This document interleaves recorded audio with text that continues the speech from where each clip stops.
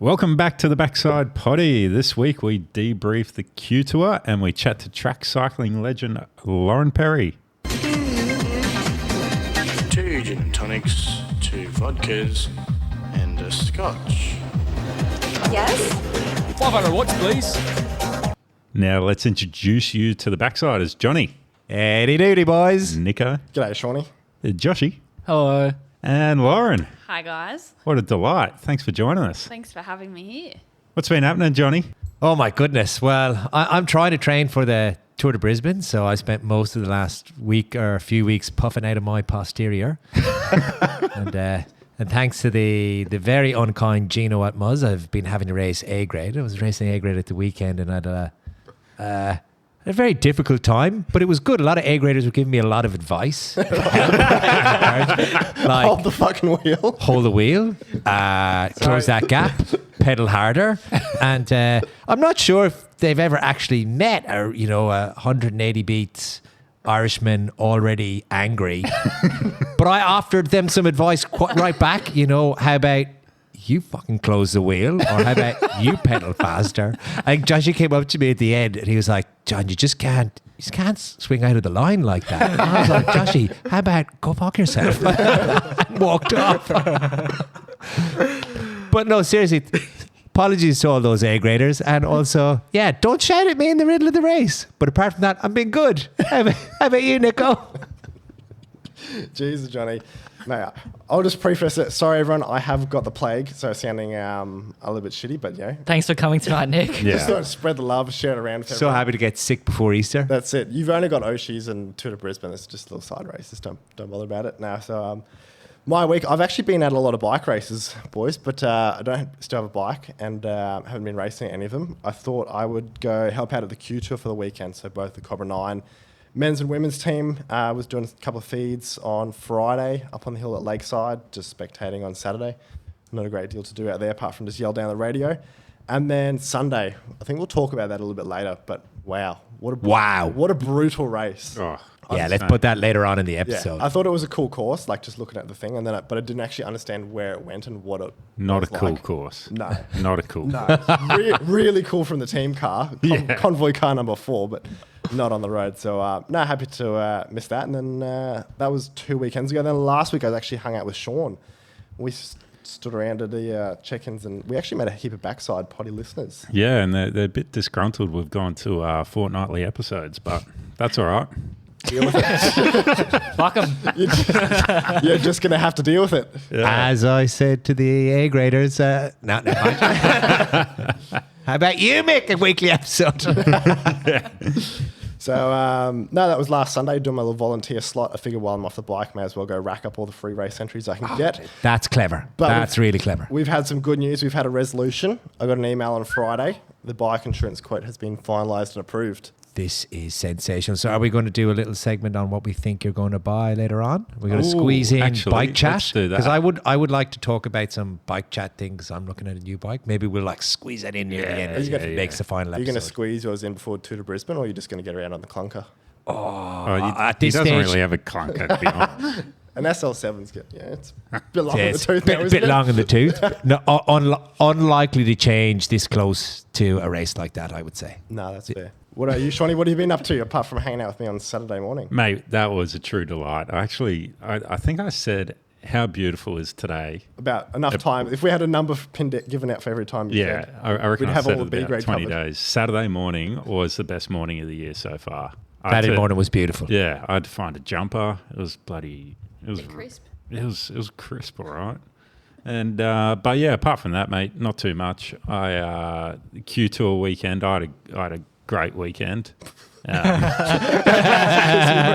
I was spectating for Mars. That is, I was a bit dusty because I had quite a few beers with the Falcon boys on Friday night.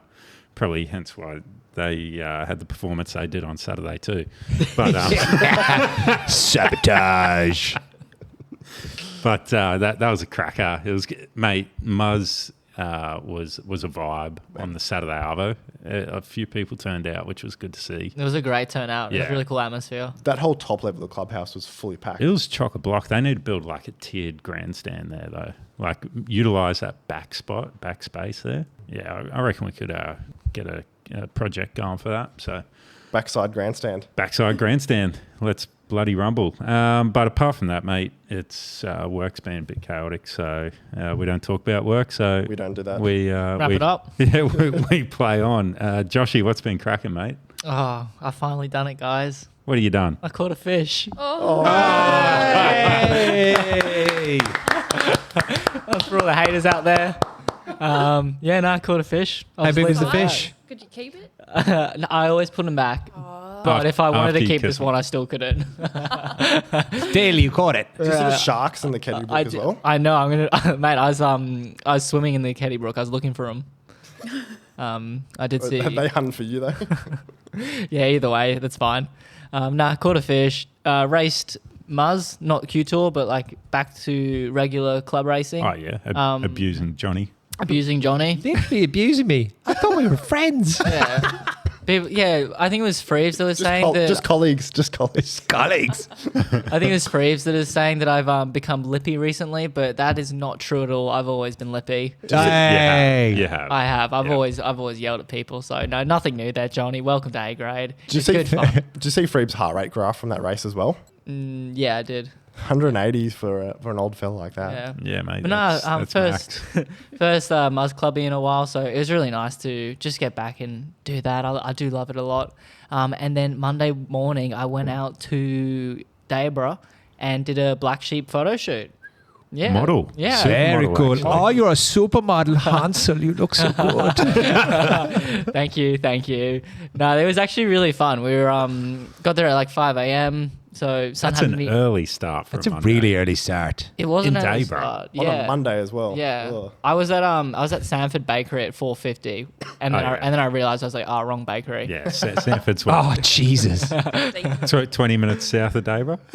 15 minutes. Oh, yeah. the old highest has the turbo. Yeah, it goes. Turbocharger. It goes all right. No, that was a really cool morning. Lauren was actually there. We did a photo shoot together. There's a new kit design dropping soon in when did they say it was? April? May. I May. think. Yeah. May. Yeah. So, get on the edge of your seats for that one. Some new Black Yeah. Sheep merch coming out. So Kit's cool, but one of the models is.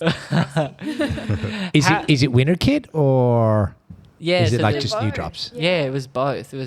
No, I enjoyed the morning. I was super excited. Did you have a good sleep the night before? I did have a good sleep the night before. Just rested well? I think the other model rested. may not have had the best sleep. How were you that morning, Lauren? I was fine.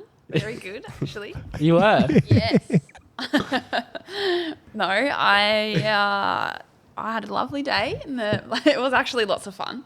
We had ice cream for breakfast. Oh, that's always nice. That's a Yeah. breakfast of champions. What ice cream did you go? Neapolitan. We didn't get a choice, but it was still pretty good. What, Neapolitan out of the bucket? Yeah. Yeah. Did you see the photo? I'll show you. It's actually funny as.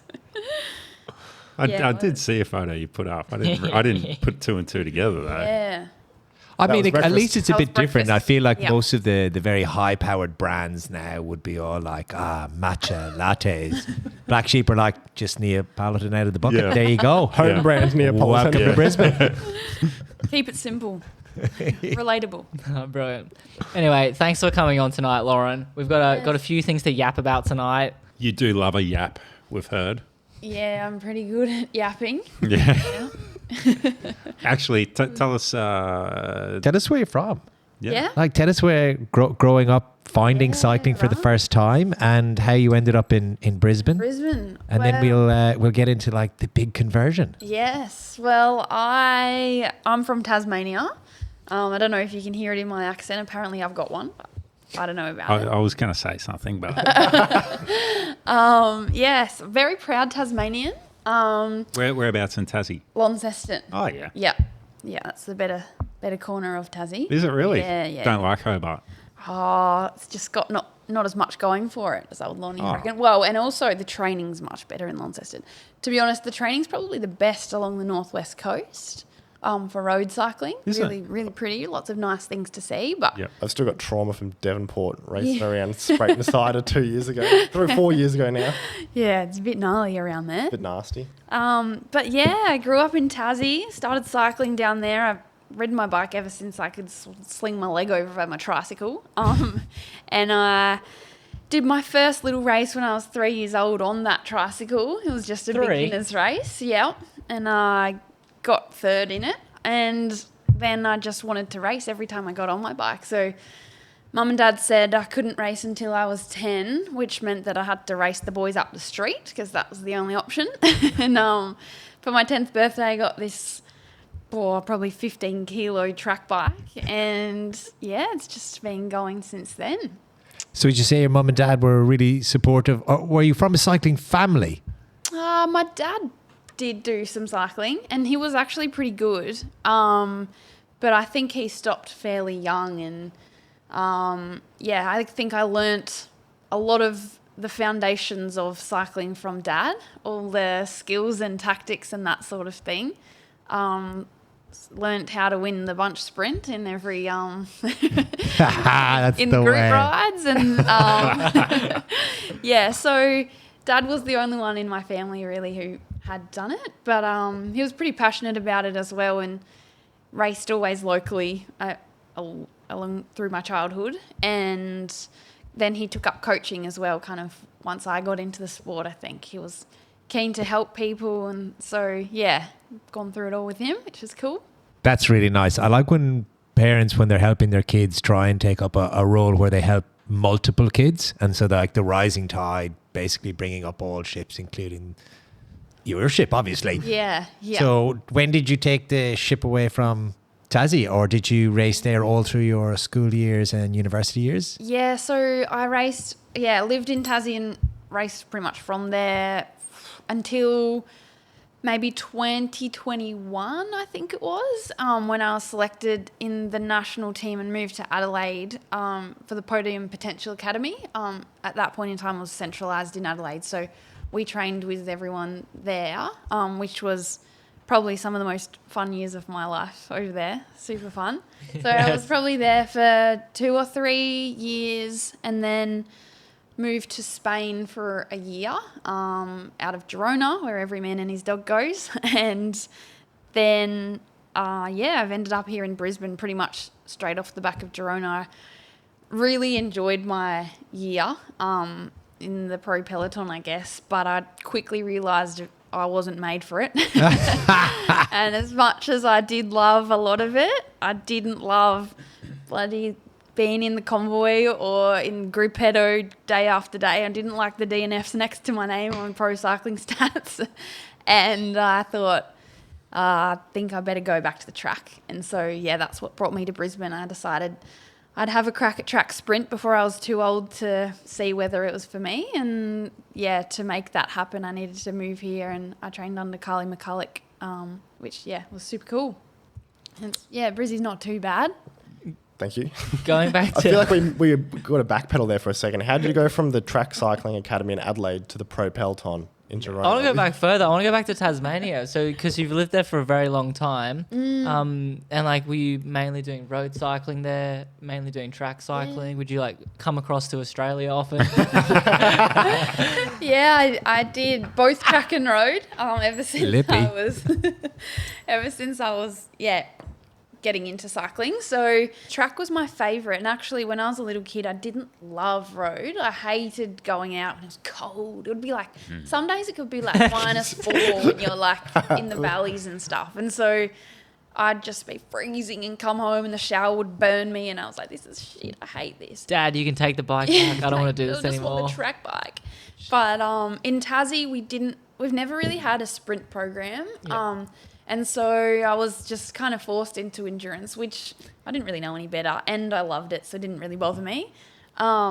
But definitely knew that track was my favourite then. And from a very young age, you were like, nah, this is it. Yeah. Just love going left. Yeah, love going to left, and I love going fast. And I think sometimes on the road it just felt like a slog, unless you had good company. But I did spend a lot of hours by myself.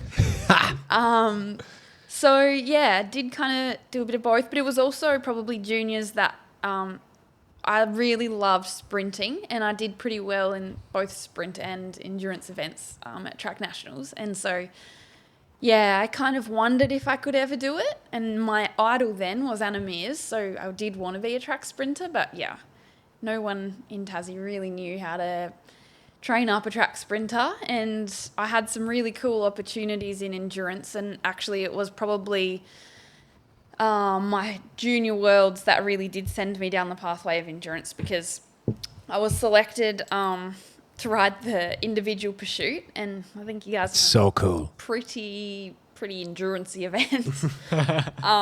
And I won it, and then I think it was from then where they were like, You won okay, it? Yeah. Junior Worlds. You brushed over that really quickly. you said that very quickly. So you're a world champion. Junior world champion, yeah. That's a world champion. I would be still wearing my rainbow bands if I was you. I'd be rainbow everything. I drag them out every now and then at the moment for school speeches, and that is actually pretty cool. It's very fun giving the little talks to the little kids, see them get inspired. But yes, and that's definitely what sent me down the endurance pathway. You had a few medals as well, some team pursuits as well. Yeah, we that year we got bronze in the team's pursuit. We had the gnarliest qualifying where one of the girls crashed and I pulled my wheel from the get-go and rode the whole 4Ks with a pulled wheel. So absolute Jesus. nightmare. How'd you pull the wheel, do you know? I don't know. It might have just been one of those things where it wasn't done up tight enough, or I didn't know. But I was also pretty young and dumb and didn't know that. Like, someone told me before the World Championships it would be the hardest event I ever did. And I was like, bloody hell, it is the hardest thing I've ever done. And I've probably never done anything so hard again. And that was actually the pulled wheel. And then I guess once it was fixed, that's probably why I won the pursuit the next day, because it was flying. It's like, oh, this is easy. It's easy now. Brakes are rubbing. Yeah, so we got a bronze there, but then the following year we won the team's pursuit as well. So yeah, I did get a little So collection. you've got 2 world titles. Yeah. Oh, okay. Which one do you look back the most fondly on, the individual or the team? For me, it was the individual one, actually, which is probably not what I would usually say, because sharing a win with a team is special. But on this occasion, I thought of myself as the last pick of that team. Usually they'd take 4 people to a Junior Worlds, and that year that I went, they took 5, and I really considered myself the 5th rider. I trained super hard, and I remember, like, that was one of the first times where I kind of got a lot of criticism of, like, oh, Lauren just got lucky, she shouldn't have been selected, or she shouldn't be in the team's pursuit team, and just, like, people saying stupid things like that. And It must have been very hard for your confidence, particularly when you're training so hard and trying to mentally prepare for such a difficult event. Yeah. And hearing, like, some of those things, I was pretty young as well, so I was a little bit sad. And then, being able to go out and win the race that's kind of classed as, like, the test of truth on the track, I think for me was a really good reminder of what I could do and that other people's opinions don't matter. And even though it was a junior world title, I think it was a pretty special thing to know that I can go and make my own dreams come true without other people. Oh, that's fantastic. And you got them rainbow bands. What up, bitches? Yeah. How to pretty silence cool. the haters. It's so good. What followed on from that? So you're obviously very successful at Track Junior Worlds.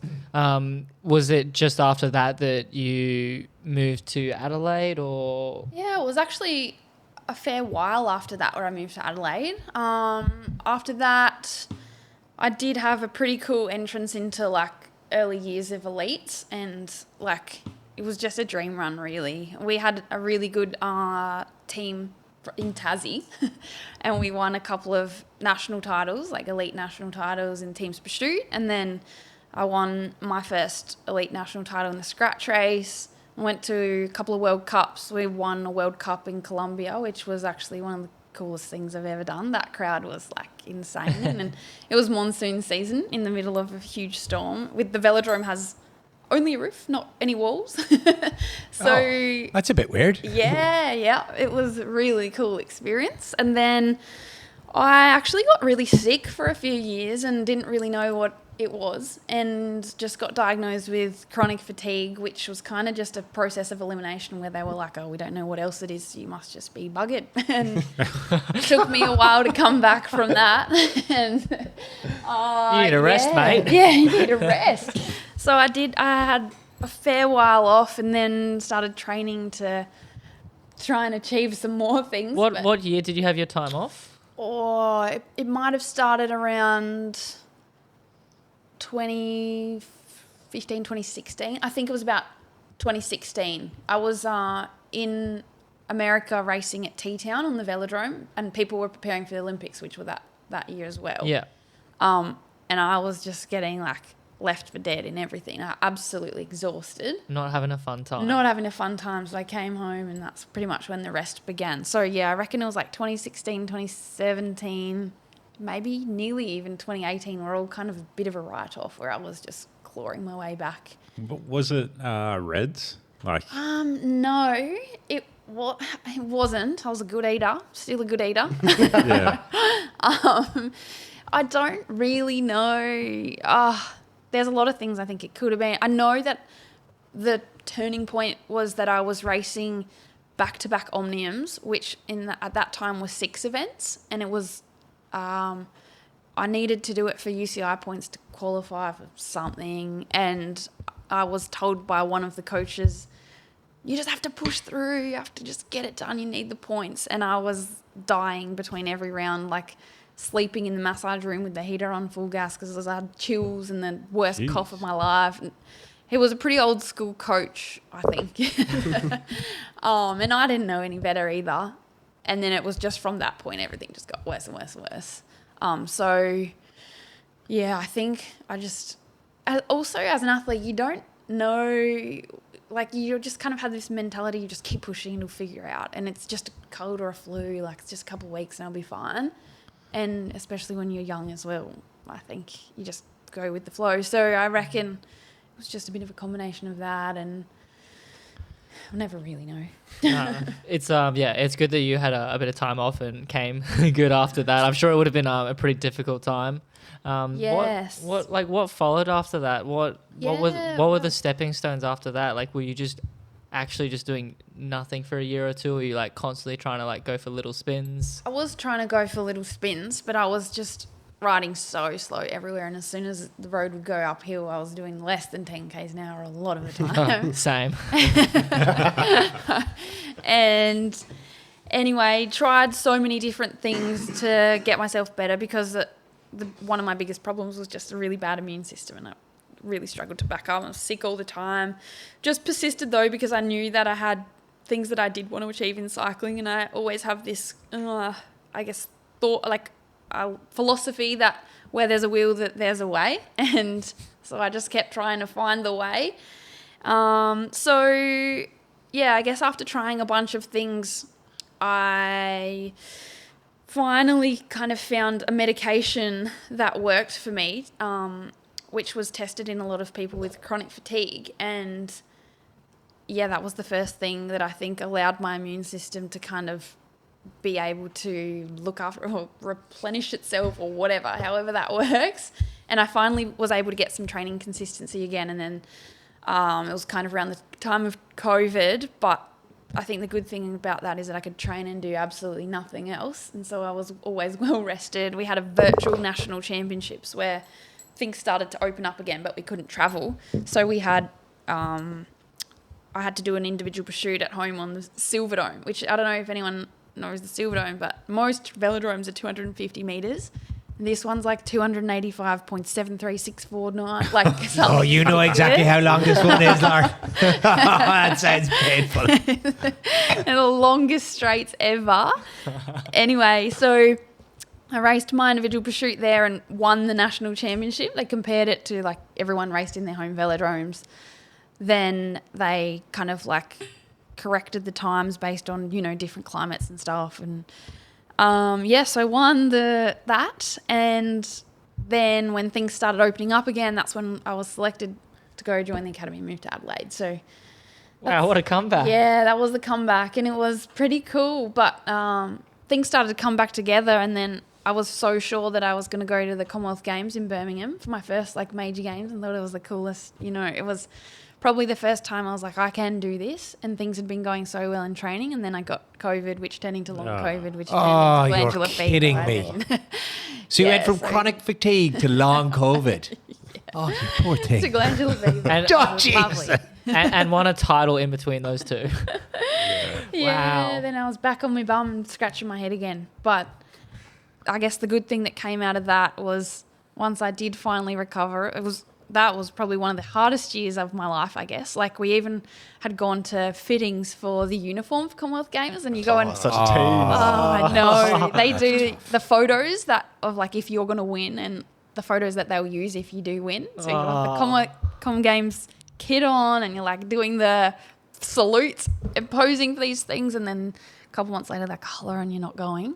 So that was pretty shitty, but Sport can just be so brutal. yeah, it was brutal. But I guess that was when, I just had to figure out what was coming next. And then I did kind of pull my socks up and went back to the Nationals and won gold, silver and bronze. And then it was shortly after that I Just went back and just did that. Yes, all right. Because, you know, things. All right, you've said this like 3 times. I got really sick, and I was like, "Nah, I'm getting better." And won nationals. Yeah. Well, Do you know how many Humble. national titles you have? no, I'm not sure. You lose count. But not because I can't really remember. Yeah. Yeah. It's only When you because got so I've many included my national junior titles. ones. As an elite, not so many. Probably less than 5. I remember how many I've won. I know how many I've won. And it's a big 0. Big rhyming with hero. Yes, yeah. But it's been a pretty cool journey, and I think it's taught me that no matter what happens, if I want something, there's usually a way back to it or a way around it. And yeah, No, that's taught incredible. me a lot of patience and resilience, I think. 100%. So, where are we now? We're 2021. You've just moved to Adelaide because you were part of that program. I know that you were part of UAE Dev in 2023. Yes. What what got you that contract? What happened in 21 and 22? Well, I think it was just like I had some okay results. Like those 3 national medals that I kind of won after coming back was when things started to go well, and I was riding quite well on the road. It was only Super Series, like in Adelaide, but it's so much fun. And you've got Who were you riding for? What team were you riding for in Super Series? We'll give them a shout out. I was riding for ARA actually. So ARA had all of the academy riders were in ARA, or the girls were, and so I had some really good teammates like Ruby Roseman Gannon, Alex Martin Wallace, she's a Queenslander. Yeah. All of the girls were really good and good friends of mine as well. So we had so much fun, and I think that also helped contribute to the success. And then we had been to Europe that year. I think I'd had some decent results. I had maybe top 20 in a 1.1 or a 1.2 and not many DNFs. I don't think any DNFs. That's Which pretty is handy, getting a top 20 to 1.1. That's great. So I think that might have helped, and my sprint power numbers helped. And then my manager was Nettie Edmondson, and that was the biggest help of all of it. So that opportunity came off the back of things just coming back together again.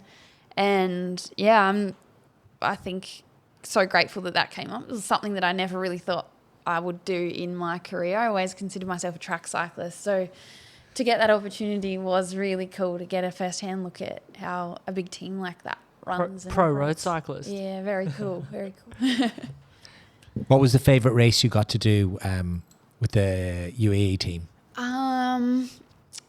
What would it have been? We had some cool ones early on while I had decent form before I kind of fell into a pile. We raced around... Czech Republic was pretty, but I had a really bad time there. Probably one of my favourite races we went to, I can't remember the name of it, but it was the day after Roubaix. So Cool. our accommodation was right next to the last cobble sector of Paris-Roubaix. And the day before our race, obviously, we went out for a little team ride, and blisters on my hands from 3 sectors of cobbles. But there were people camped out to watch Roubaix, obviously, and yeah, they were cheering us along on our That's training so ride, which was cool. cool. But yeah, just to kind of like experience that firsthand as well was cool. I think it was Vanderpool, and he won that year. But also, oh my gosh, I'm having a mental blank, which is ridiculous. Oh, was this the year Wout Lizzie came second? Was this a Lizzie Deignan win? We didn't get to see that. It might have been. Because they're the day We didn't before, get to aren't they? see them. they're Yeah, but it was Saturday. cool to see the guys. They it's crazy how fast they're riding over these cobbles.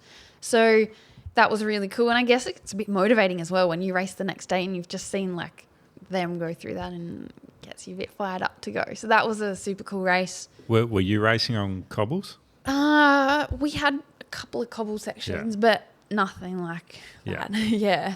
So that was cool. And I think our race the day after was heaps of fun as well. So yeah, that was one of the coolest things that I think we did. We also, one of my first races with the team was in Netherlands, and it was snowing.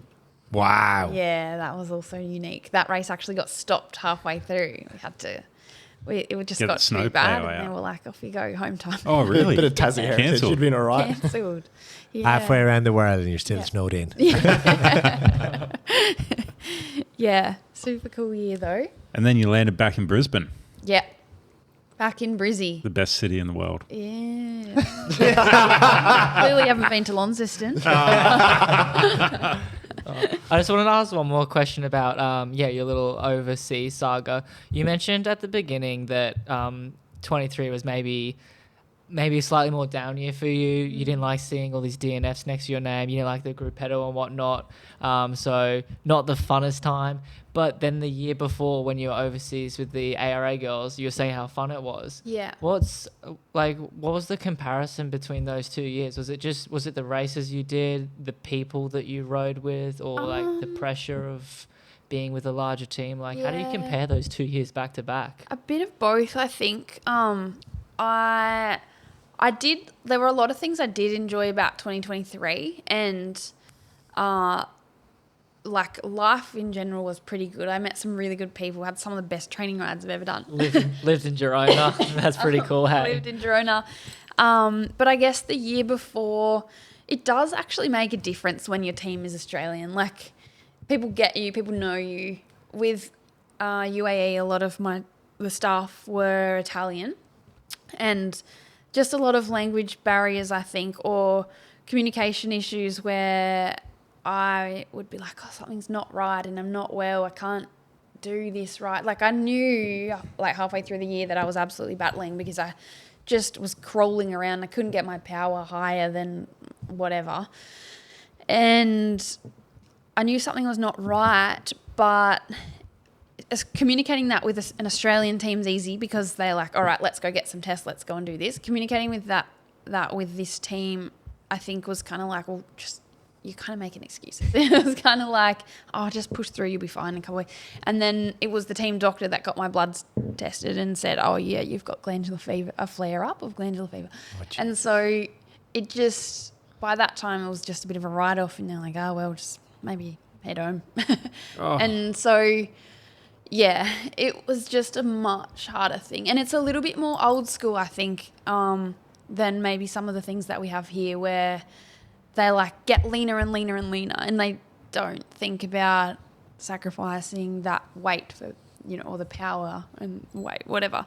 And so, whereas here, I think we're a little bit more, of course, there is reason to be lighter, and power to weight is an important thing in our sport. But in Australia, I think we're more switched on to be like, well, fuel is also power, and considerate of more things than just our weight. And yeah, it's a little bit different, a little bit, maybe some things are a little bit more behind the times. People still have that work harder, not smarter mentality. If you don't do well at a race, ride home. Things like that. No dinner tonight. Just push through, no, like that kind of thing. So I think that doesn't help, and if you're not super sure of yourself, it can be really challenging, and it's hard to be sure of yourself when things aren't going well. You lose a bit of confidence. So yeah, definitely made it more challenging, but I wouldn't change that experience for anything either, because I met some really good people and did some very cool things that, yeah, a lot of people don't get the opportunity to do. So it I'm not gonna Yeah, take and we that forget for that granted. UAE came out of the Lamprey team, which is again a old school Italian team. A lot of old school coaches, just like you were saying. But in that world tour bubble that you were in, gosh, there must have been some flogs. Yeah. Who was the biggest flog you met? Come on, you're not in the world tour anymore, so you're just tracky, so you can like throw shade. I can't remember anyone in particular, but I do remember this one girl from a race. With hey, I don't know her name. Spill the tea. But basically, the peloton was split in half. A bunch of my teammates were in the first half, and I was in the second half. Well, I don't know if we'd call it. Oh, it was probably half, yeah. But a lot of people didn't finish. So I'd say maybe 60 people total finished. 30 were up the front, and we were in the last 30. And I was buggered. She was just wanted to get back across, but no one really would help. And I was like, oh, I've got teammates up there, so I don't need to help either. And I've got no legs to help. I just want to get to the finish. And she stuck her finger up my bum. So she came back from the front and she's like, do a fucking turn. And she sticks her finger between my cheeks. So she was the biggest flog that I met. Johnny, you got to be so careful at most this weekend, mate. Oh, I tell you So what, careful. if finger up the anyone bum. attempts that with me, they're going to end up in the hospital. I can assure you. There were some pretty funny Cold. things. I also saw a couple of girls getting in a fight over someone's wheel in a different race as well, like fully punching each other. I love this. Yeah, it's pretty funny. This is pure cycling. I'm going to start sticking my finger on people's bum at once. Yeah. Turn. A young man was arrested for inappropriate behaviour at a cycling race. Yeah. Oh, that's hilarious. How good. Oh, well, yeah, that's what an experience that is. I bet you were I bet you were glad to come back to Oh, yeah. Launceston. No one's got time to do that in a track race. Very cheeky. Oh, all right. What's on now, Lauren? Still Yeah. racing, still riding. How'd you Where's get to the future? Brisbane? How'd you get to How to get to Brisbane? Brisbane? Yeah, well, like I said earlier, I quickly realised I wasn't too good at road. But also my health was a part of the problem. It was kind of like a bit of a pattern that I was recognising around middle of the year. Each year I was falling into this hole, which was being labelled as like a chronic fatigue flare-up. And I was like, I still really love this sport and I haven't achieved everything I wanted to achieve. And I still had that, like I was still wondering if I could be any good at sprinting. So that was kind of what brought me here to Brisbane. I called up a couple of coaches, had a couple of conversations and decided that maybe a different training stimulus would be good for my health. Like maybe I wouldn't be sick all the time and maybe I'd get closer to achieving some of these goals. And so, yeah, I made the decision to move here and commit to doing that. I had 12 months to prove myself. And initially it went really quite well. Well, I'd say it was a successful 12 months, but the challenge by now is that I'm getting a bit older and the trajectory was really steep. Lots of things were heading in the right direction and I'd gone from pretty slow to being able to do pretty much the same time as the rest of the good people here in Let's go. Brisbane. That's fantastic. But I think the challenge for me was that the numbers that I was given to hit were world class because obviously that's what we're trying to achieve. But 1 year is not long enough to achieve those world class times. And so, 12 months after I started, I got the chat that, well, you've done pretty well, but you didn't hit the world class times, which also no one else in the country had hit except for Christina at that time. And then I was cut. So kind of scratching my head again. But another opportunity came up to pilot to tandem, which has been a huge learning experience for me. And Wow. I've still had some opportunities to do some racing of my own as well, which I'm grateful for because I think No finger up the bum on the tandem. no. Finger on the bum on the tandem. Just a nose. But still, I guess now I'm just in a space where I'm figuring out like what am I doing and what do I do next. I'm definitely going to make the most of the opportunities I have whilst I have them, because I really do like this sport. And once this stuff's done with, it's pretty hard to come back to, especially when you're getting old. So, You only turned 30 on, was it Sunday? Not that old. Come on. Yeah, I know. I feel my back's telling me that I'm old. Tell us some of the numbers that you've been able to hit in that short 12-month period, because it is true, and we've heard it from a couple of other track cyclists, that they'll start their track program 2 years out. Even professional riders will start rolling back from their teams to give themselves and their bodies the ability to adapt. What were you able to achieve at the end, so we can spruik it a little bit here? Well, it's not that impressive, especially now. Your max power is higher than mine. You told me on Monday. Now that the girls here have really lifted to another level, but 12 months ago, we were all on a fairly similar level, except for a couple people that are very good. But my flying 200 time got down to 11.1 from I don't know, I think my best before that was 11.7. And when I first switched to sprinting, it was 12 seconds something. That was slow. And I'd just come literally straight off Europe. I came home, lived at home for, I don't know, 6 weeks or a bit over 6 weeks, and then came here. So pretty much straight off a European racing block in an off season. So I did the slowest ever 200, embarrassing. But yeah, so flying 200 went heaps quicker. It did take me a long time to increase my max power, but now that's got to 1360. Which was really big for me, coming off road where my That's max incredible. would be 11. Enough to win a Warnie, isn't it? Wow. Yeah, and then for me, what was a big challenge was the standing lap times. So standing 1 lap and a standing half lap.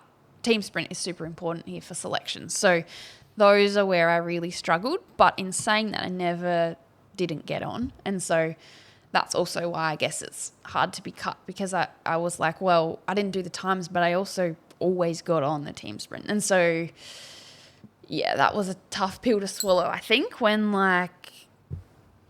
now I see people doing the same thing, or it's not even as fast or something, and I'm sitting here sidelined without an opportunity. But at the same time, I think if you focus on all those things and think that you're so hard done by, and poor me, I didn't get the opportunity, you end up sending yourself into a miserable spiral. Yeah. So I'm actually just most grateful that I got the opportunity, and that I still do have the opportunity to race my bike. And the more I think about it as well, I've realised that even if I'm not categorised within the AIS system and the State Institute system, it doesn't mean I'm not a bike rider anymore. And once this is all done, I'll probably will still be at the local crits, and I might even be doing way more fun things because I can do whatever I want. Yes. So those realizations. You still have them rainbow bands. Like a lot of those others don't.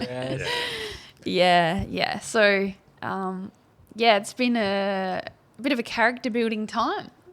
But it sounds like you've come back from so many things throughout your career, and every time bouncing back. So, even this, the tandem cycling thing, who knows what doors that's going to unlock for you. And goodness knows, being on the Backside Poddy, what that'll unlock for you too. Bastion of cycling journalism that it is. This might be the turning point after tonight. This is it. Hey, I've actually got a question about track training, because all of us here are roadies. We've only ever really done road cycling, maybe a little bit of track riding, but that's only endurance track. What would a hard track sprint training week look like? Are you doing a lot of gym? Are you doing heaps of sprints every single day? What does it actually look like? What are you doing? So for us, I think the really hard part is at the beginning of the season, when you're trying to lay the foundations and you need a little bit of length in there, I guess, to have some sort of fitness, because track sprinters are kind of like weightlifters that ride bikes. And so there's not a lot of fitness, but there's a lot of strength and power. And on the road, there's a lot of fitness.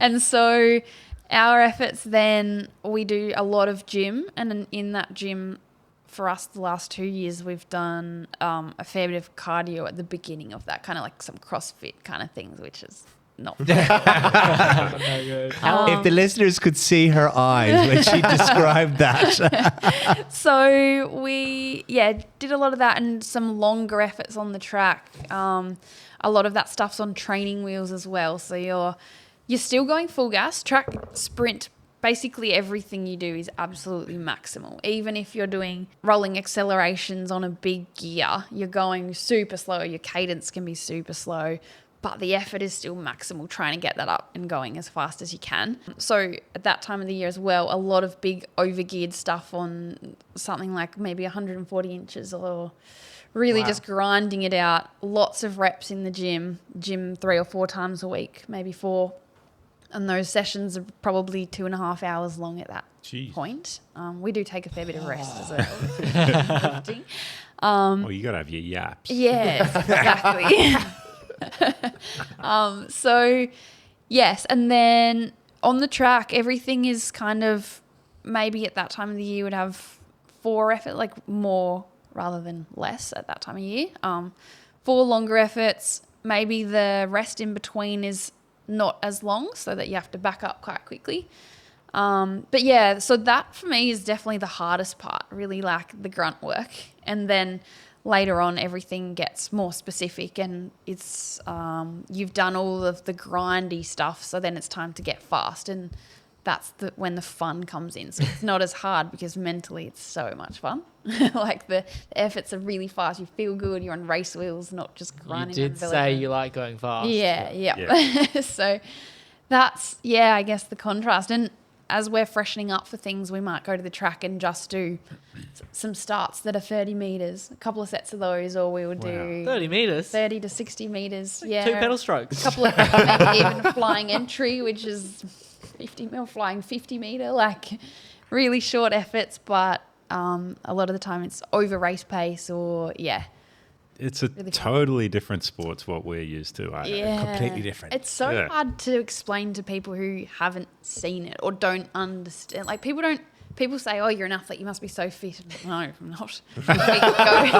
Or they'll be like, "Even now, let's go for a ride together on the road." And it's like, nah. Let's go for a protein shake. I can't go far. Like I'm struggling to do over like 24k an hour at the moment on the road. Do you enjoy riding up Mount Me on Monday? Oh yeah, I was battling then. That's how I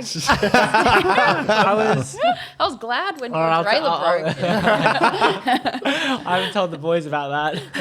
What happened there, Joshy? You left that out, Josh. I'll go through Monday really quickly. I got 2 small stories. My front derailleur hanger broke. Oh, really? Yeah, like the front hanger snapped, so my front derailleur fell off. I had him on the ropes up. And you're in the big ring. Thank God I had a mechanical. Lauren's about to drop me. So the front derailleur fell down. I was like, oh, this ain't good. And I just thought, well, we got to finish this somehow. I'll just try and break the chain, take the derailleur off and just put it back on. And I was like, all right, I've seen people use string before to try and pull the quick link. Yeah, the quick link. And I was like, all right. So we went down to the IGA, got some string, and I'm trying to pull it, and I can't do it. Hey, so I got on one side. I was like, Lauren, grab the other side and just pull. She's like, what? I'm like, tug of war, go. And so we're both just reefing on this string, break my chain. Just take the derailleur off, and then you can put it back on easily. Yeah, it's easy on to the do top. Yep. No, so that was that's that. Nice. And then so Lauren came to your rescue to help break your chain. Yes, we played tug of war. It was great. And bloody photographer kept taking photos. I'm like, please stop. I was like, I don't want this out there. Isn't that good? The track sprinter is the one who can do the break your chain. The roadie sprinter. Bro, no one was helping me. I was like, guys, I'm serious. I'm actually so weak. Can someone please help me? I was like, otherwise we're staying here. All right, what's your option? Oh, this is so good. But yes, riding up Mount Me was fun. It was just to, where, so from the bakery, how it opens up to the left where there's scenic lookout before you start going uphill. I thought we were going to go there. So we rode, Laura and I rode there. The van was there.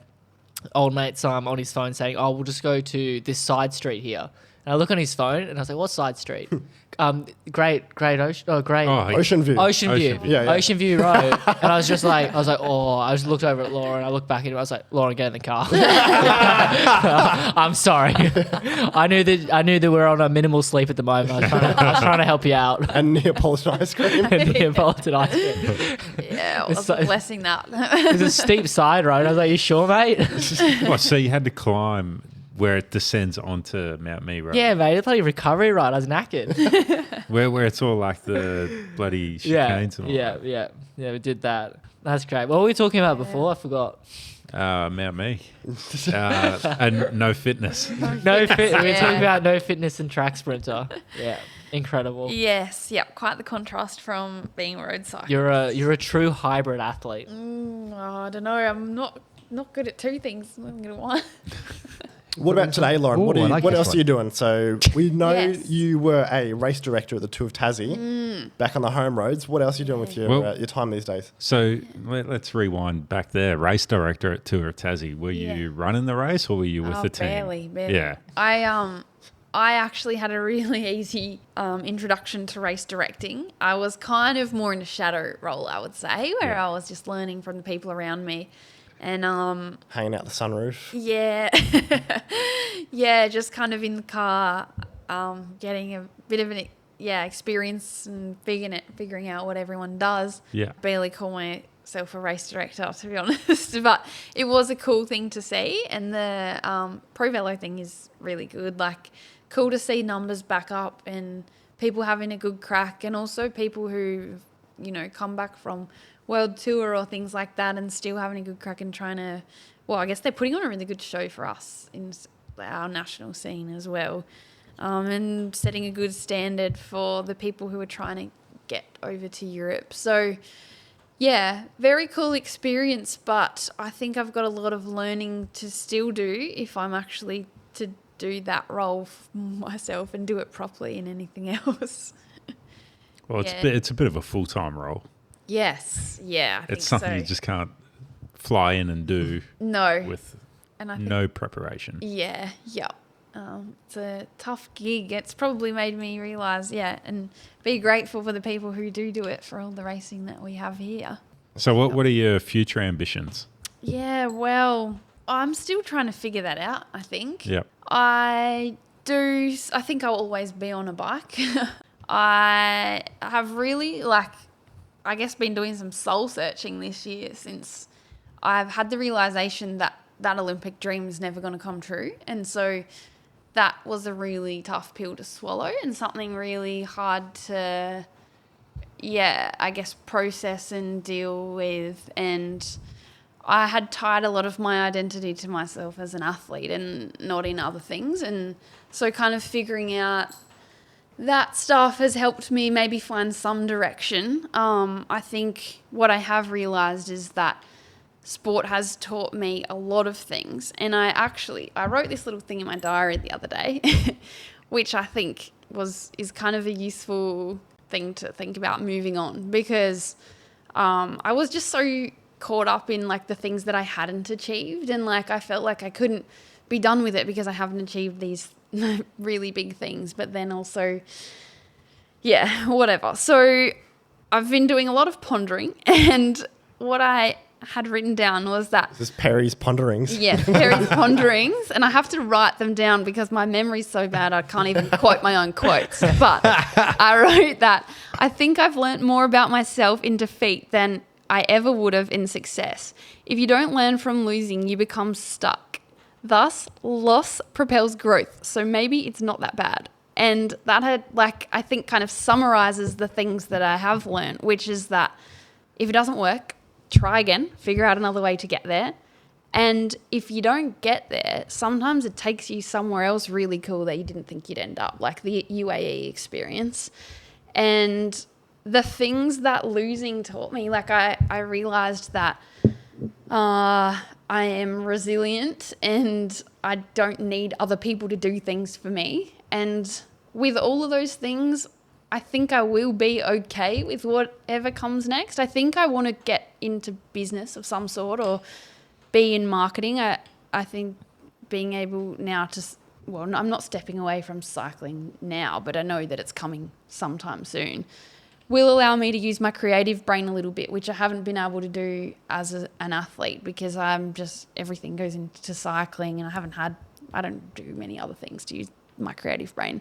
So I think all of those things, might be helpful things for business. And I think that's why it excites me, because it actually does share a lot of qualities of being an athlete, like having to figure things out, problem solving, all of that stuff. And I've also met some really cool people through cycling that have helped and, kind of offered opportunities and stuff for whatever does come next. So I guess this kind of, phase that I'm in now, where I am riding my bike and I'm still training for something really worthwhile, also has given me more time to start thinking about those things, dabbling in a few little things and experiencing some stuff. I'm definitely interested in coaching because I think I've been doing this for 20 years. Like, I have so much to share. If I'm not an expert at this, then what the hell? What have I been doing? And so, keen to do that. I'm doing a little bit of that with Bryson at Heed Performance, just dipping my toes in at the moment, but hopefully some people will trust me eventually to look after them. And then I think I will just, find fashion really does interest me. So maybe my business will be in fashion. Maybe I'll have a clothing brand or something one day. I don't know.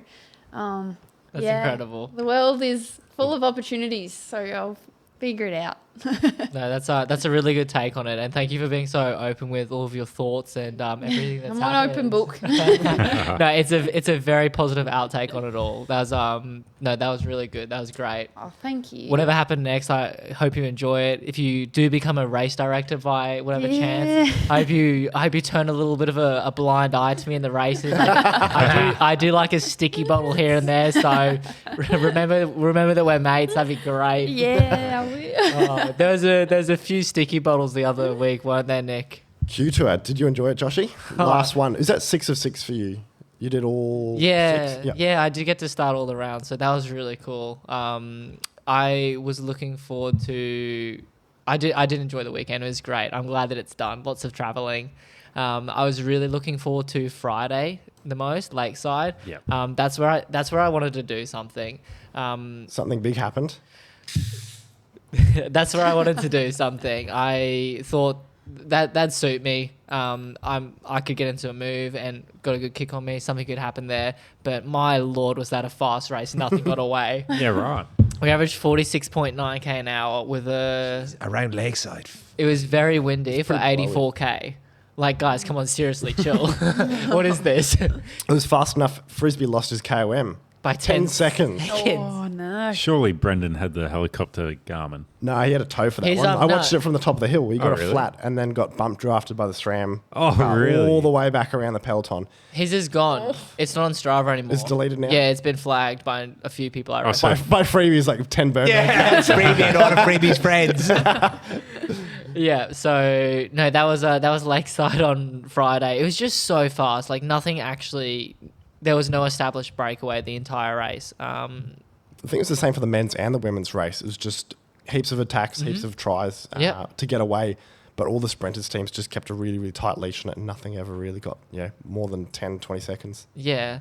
And when you've got a group that big on a track like that, it really does suit sprinters. So, like, whilst we're used to it in normal A grade, when the Pro Velo teams come, I'm kind of not surprised either. It was a tailwind finish as well, so proper fast on the proper line out as fast. well. Yeah. So Lauren was an endurance athlete, went to track sprinter.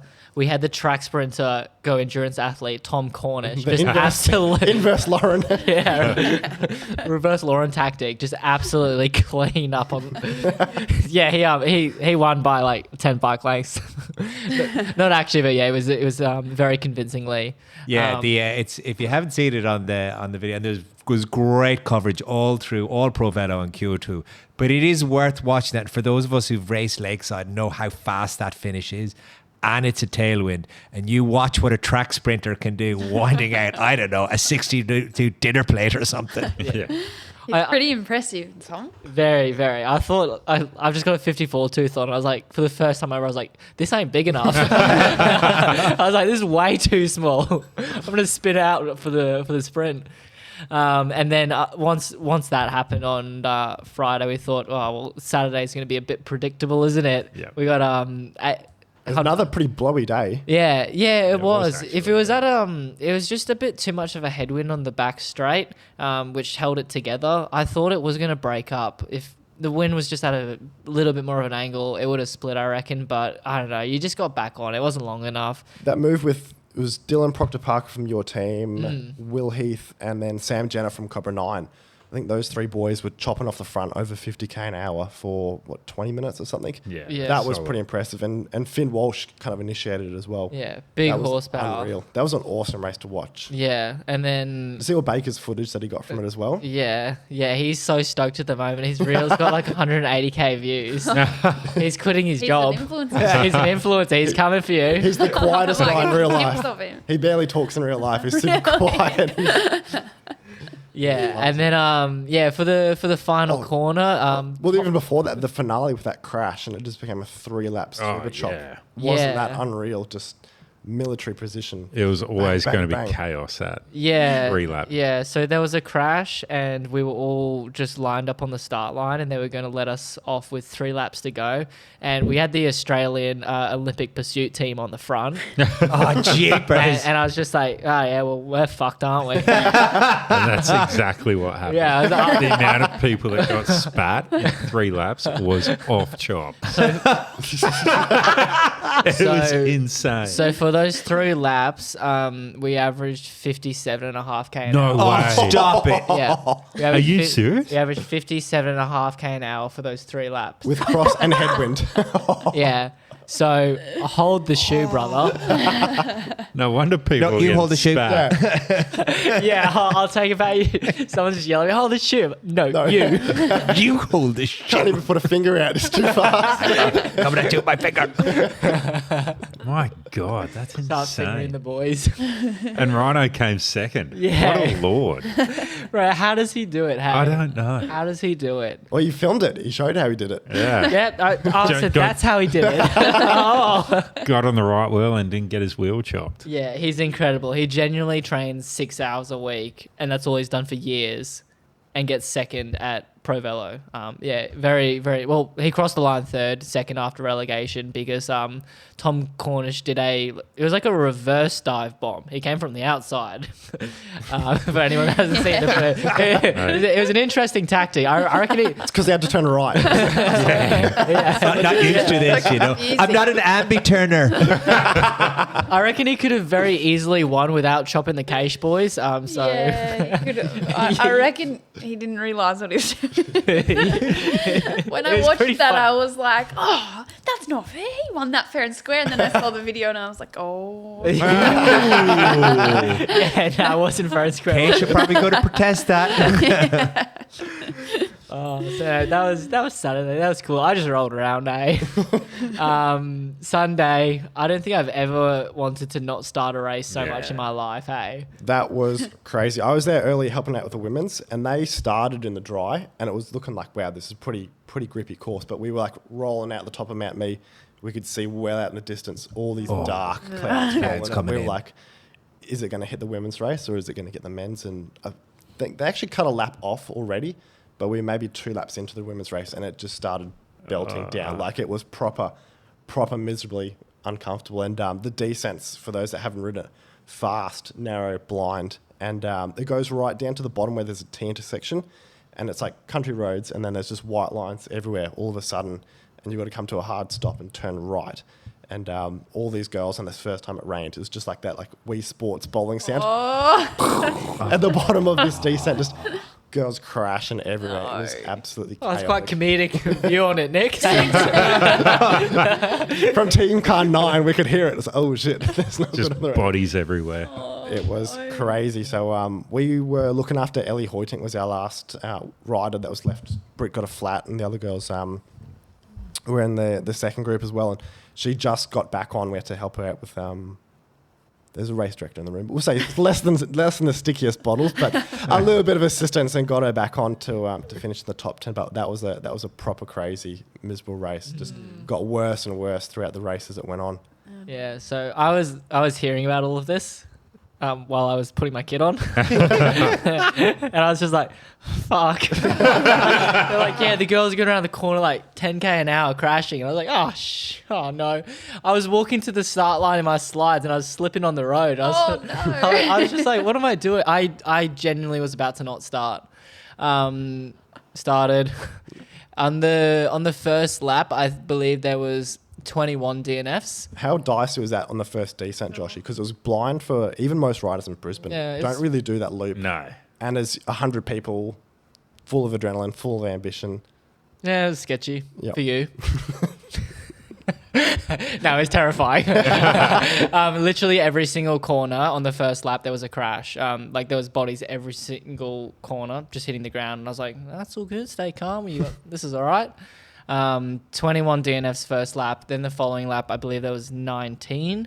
So yeah, they're pulling out pretty quickly. After the third lap, I think I got dropped on the second lap. Didn't get held up in a crash or anything. I just ran out of talent. On the third lap, I think I was 3 minutes down. I was just chopping with a couple boys and I was like, oh, do you want to call it this lap? They wanted to keep going and I was like, why? And they said, this is good training. And I'm like, training for what? I pulled out. Yeah. There's no glory in that. But no, it was just a really, really hard day. I don't think I've ever seen a course so brutal and taxing on the taxing on the peloton. Mate, when I saw that course map, I was like, what are they thinking? In the dry, that course is hard, let alone throw a torrential rainstorm in there. Yeah. My God. That's good fun. Character building, isn't it? We love that. I Yeah. do love It was that. a cool Good course in point. that like it dried up and got better and better. So if you were a little bit scared to start with it, you could have just ridden into it and For sure. But you got to make that first couple of splits and yeah. Yeah, and my God, the finish of that men's race was epic. Cobra 9, Ollie Sims. Yes.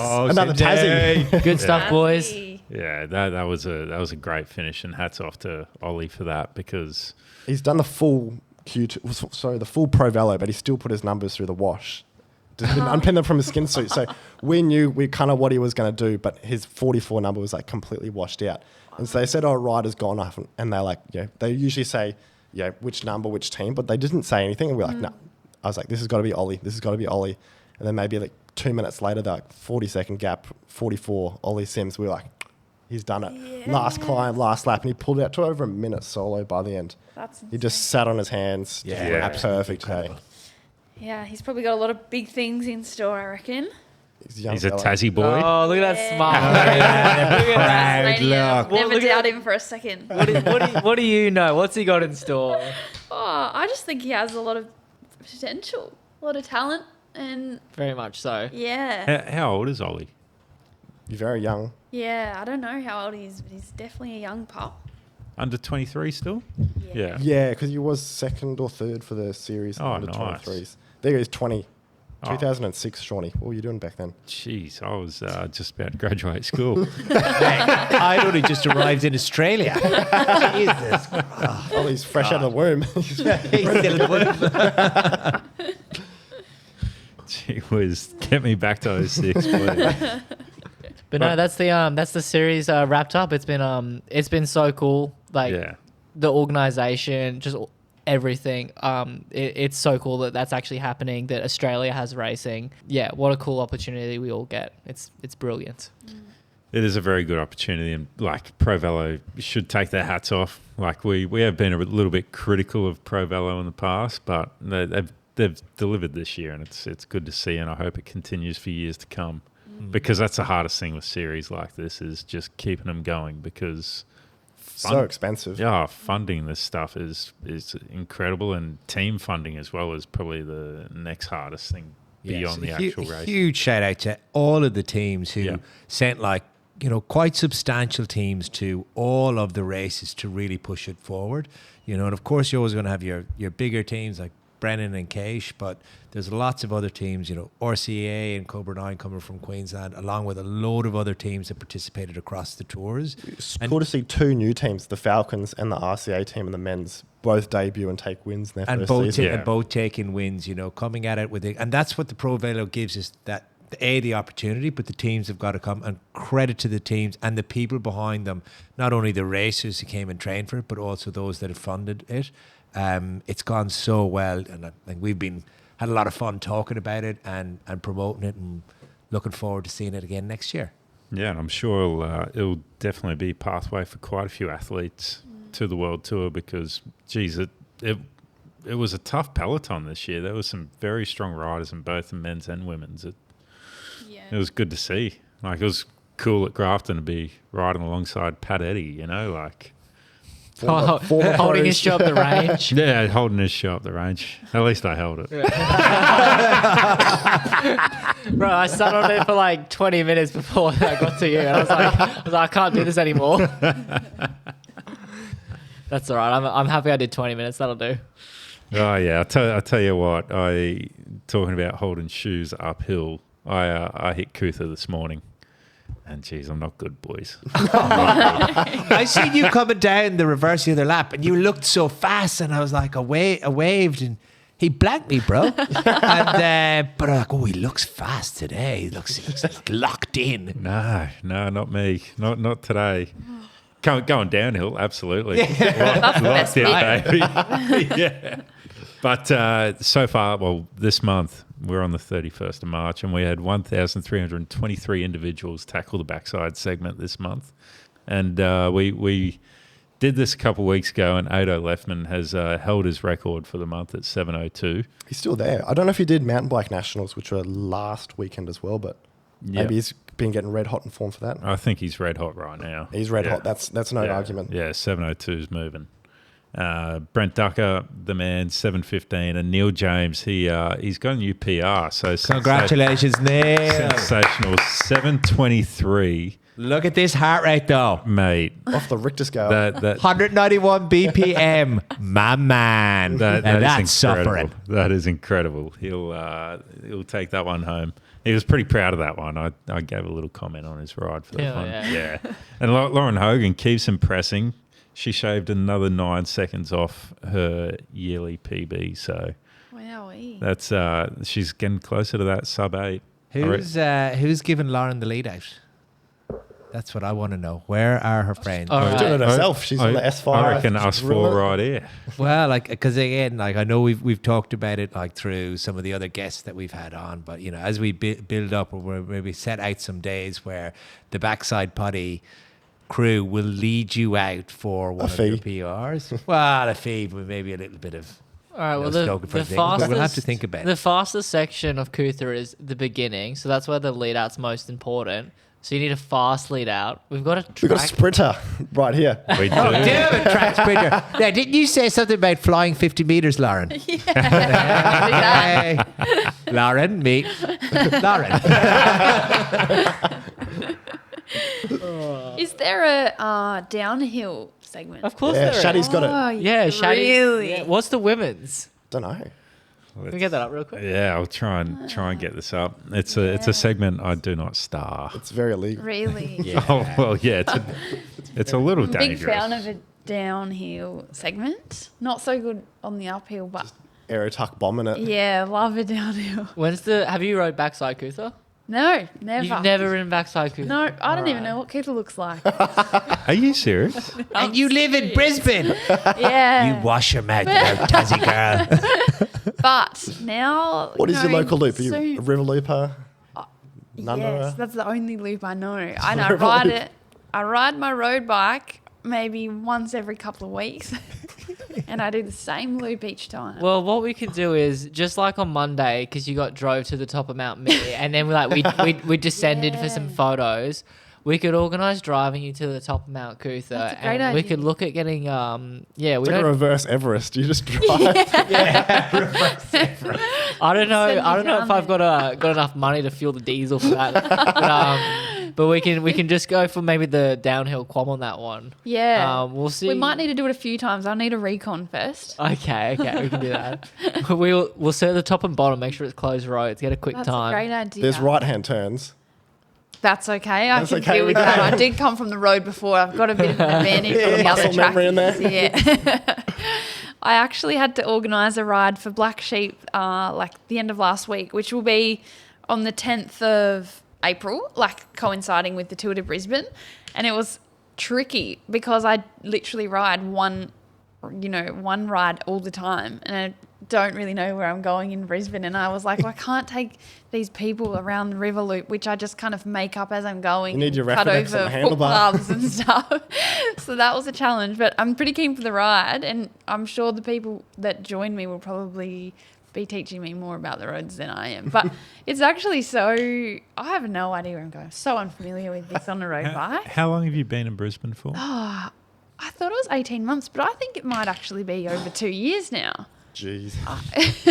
I think I was 5 years before I understood how to get around the river loop. To be honest. Yeah. Like, I found it very challenging. They're all It is different though. challenging. Everything's different. Everyone's river loop is different. If you do a different bunchy, Yeah. you might just be like riding along the left and then all of a sudden they just cut in front of you, miss a right-hand turn. Everyone's is different. Yeah. That is true. Does If seem you confusing. do want to get the quam for the backside descent, you just have to do it in 1 minute 54. So you'll be averaging about just over 66k an hour. Who I has the think I quam? could do that. Great question. I don't have a good answer. Is it Eve Conyers? Eve Conyers has the quam down there. I think with some recon, it's not impossible. All right, let's get this done. One of my proudest Strava quams is down Els in Girona. I don't Oh, know wow. if anyone has Wow. down Els, but I loved that descent. I would climb up it just so I could go down. And one day I went for the quam and I still have it now, but I think I was Oh, you've maybe got an email on your phone there. maybe flag. I think I was top 7 in the men's, and it was super close to Sam Welsford's time. He was so mad that he went out a couple weeks later to make sure his time was faster. So That's then awesome. he smoked it. Yeah, they got it by so much that day. But yeah, that's probably my proudest one, or one of the ones in Adelaide where Till Down Under's been down a few times and it's not been Which taken. descent in Adelaide? I have Monty and Green Hill. Really? You got Green Hill? If Freebie was here now, Wow. he would be like, those are two awesome. Green Hill is a really good one. Yeah, 'Cause so that's fun. almost like an endurance. Yeah. Like it's a long, fast. Yeah. And you're on Yeah. the pedals as well. Yeah. Well, Monty Yeah. as well. Yeah. Yeah, both of them are on the pedals. Yeah. It's pretty 50 fun. metre burners at a time, then tuck. Don't ask me about any of my uphill comms though. Oh, here, Yeah, I think here you go. the Kuta Com is really up for the taking here because, that's some serious pedigree. Yeah, but now that you've mentioned it, I did have to be on the pedals, which requires some endurance, which I don't have. So maybe give me a little bit of time to find something. Well, you should. We'll give you a link to Shaddy's video, so you can see Shaddy's only sprints maybe 2 or 3 times the whole way down. I think Because he most did of it is just most of it is just. He averaged actually 300 watts down the hill. Yeah, I think he averaged 300 Oh, watts. did he? Oh, sorry, Shaddy. No, but that's just because he was sitting on 1500 watts to start it for a while. Yeah. Mate, I'm just looking at this Els Angel com, Yeah. QOM. Oh, it's an Aussie and all-round it's podium. Aussie. Really? Go. Am I still at the top? You're still at the top. You Oh, still what a hold the relief. QOM. Imagine if I just told you all a porcupine. And you're the 21st fastest person Oh, of I've all been- time. Been bumped down the men's a bit right now. But there's so many Australians on here. We've got Sammy Welsford, Blake Agnoletto, Dylan Sunderland, Ollie Bledden, The Plough, Alistair McKellar, Brent Reese. Yeah. Let's go. Does McKellar live in Girona now? Maybe. I When think did he he's do more that? in No. south of France now. But Yeah. Yeah, that was Is he not with 2023. Swing Dog? Everyone's done a stint in Girona. yeah, everyone's been there. Yeah, 2023, 2024 was a hot era for Girona Must in have just been Australia. resurfaced. Yeah. Roads Yeah. running fast. They did actually. They did resurface it. I think, or maybe they resurfaced the other side, but they had a rally go up there, and it was shortly before Catalunya, to Volta Catalunya, and so it was resurfaced on one side, which was really nice. Speaking about Catalonia, how about Brady Gilmore winning was the Oh, final? up for the Impressive. dog. Yeah, winning that final Good to stage. see. Incredible. Another ex-ARA rider Yeah. performing on the world stage. It's, ARA did deliver a lot of good riders. yeah, it's Very what much so. makes you wonder why they stopped that program. Anyway, Did you see another good program, Shawnee? Maybe a little bit at different end of the spectrum, but the traction guys, a couple of our boys. yes, mate. This is a totally different program. Totally different program. Couple of the local guys. We had Gilbert, Oscar, and friend of the show, Cookie. Actually, we're down in Adelaide last week, and they did a heap of rides for the Traction charity. I've just got on the notes here. They did Corkscrew twice in one day. It's over 3,000 metres of climbing with Norton Summit, Wollonga, and Mount Lofty on other days. Wow. No, it says on other days, but 3,000 metres in a day is That's a lot. pretty big for a charity bike ride. But all in all, they raised just short of $900,000 for their target. Now, that's a pretty good one because if they get to $1 million or if they get another 100 grand to $1 million, someone else will kick in some extra money and just push them over that little threshold that they were chasing. So, Jeez, that would be incredible if they raised that much money. And it goes to such a good cause too. And it all goes to Traction as well. So I know some people would listen to this and go, it's an event, but they got to pay for all the people to go. It's like, no. Every single person paid for themselves to be there, paid for all the stuff that they've got to go, and support to make sure that every single dollar they raise actually goes to that charity.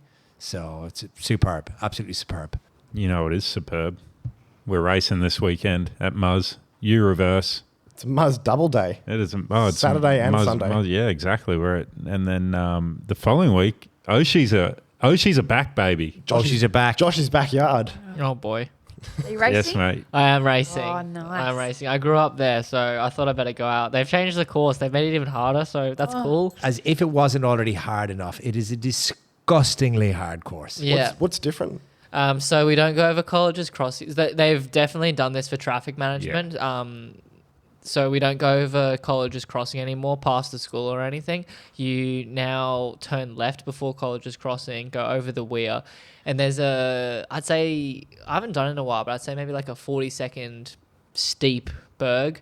And then you come out towards the post office. But it's like a 40-second steep berg, then it's flat, and then it's more uphill. So it's actually going to be brutal. I can't wait to do it. It'll be pretty cool. That's the spirit. Yeah. Is the finish line still out the front of your dad's house? No, because we don't go down there anymore. So do you know gotcha. where the post office is? No.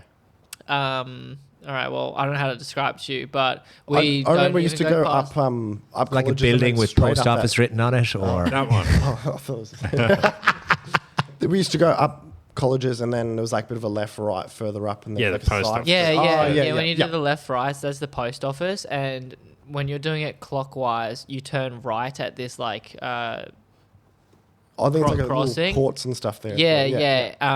And from the direction that you go, you come the other way. Gotcha. So you come from up that hill, and it's pretty grim. It'll be race of attrition. I heard the full Cache team are going. Liam's there. He's pretty fit, I heard. Let's dance. It's disco. Yep. Boys are going to be on. Early breakaway, yeah? early breakaway. Well, it worked once before. Why not again? Yeah, baby. Roll the dice. Pourquoi pas? Awesome. And then you're going to do esports nationals in the afternoon. Yeah, that was the plan. Have a dud day. Just do a double. And then the Hubbard Fondo on Sunday. Yeah, the boys. Yeah, very I'm doing much that. so. I'm doing Tour de Brisbane. I'm actually keen as for that. Yeah, let's go. Are you racing it, Shawnee? Yeah, I am gonna do it. participating in a Grand Fondo. It's not a race, mate. Yeah. What do we think? What do we think of putting Mount Kuta in the middle of the 40K in. course? What do you think about it, Johnny? I'm all for it. I heard Middle you of the last Grand year. You were like deliberating on wheel choices, 404s, 303s. Did you 404s, but it was the wrong choice for the slopes, but it worked better for later. What's your strategy this year? My strategy this year will be still 404s. I've actually even been testing out not only different wheels, different tube sizes, but also potentially different chainring sizes as well of what's going to be the best for the whole thing, particularly now because of the different Sound like, finish. you sound like a trackie Wait, are measuring you your chain serious? rings. Do you know what? If I need to sprint for 30th, I need to be ready. Oh, bloody hell. I'm just going to try and get to the start line. That's about it. I might be a bit dusty. It's going to be a good weekend. Why is it your birthday that night? Yes. Let's go, felons. Let's go. Anyway, we should wrap it up now. 100%. Thanks for coming on, Lauren. That Thank was you. bloody Thanks for having fantastic. Thanks a million for coming. It was great stories, great chat, and maybe one of the best in the Peloton stories we've had. I think we're going to get some mileage out of that one. Yeah. Just leave it in that. Doing an LP. Best of luck with the next chapter, whatever that may be. Thank you very much. Cheerio. Yes. Bye. See you later. Watch, please.